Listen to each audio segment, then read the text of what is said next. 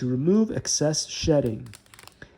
Optimal, leave under the sun for 3 to 5 hours to allow Pampas plumes, which is feathers in French, to expand and fluff up, then style as desired.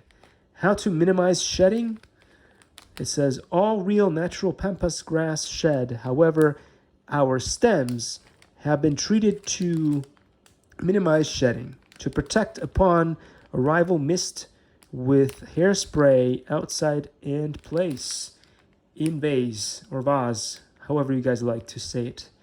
Once the Pampas are in place, it will not shed. Awesome. So what I'm going to do is I'm going to take this thing out of the thing. Just maybe remove those and put it and fluff it in the sun for 3 to 5 hours. I think that's what it says.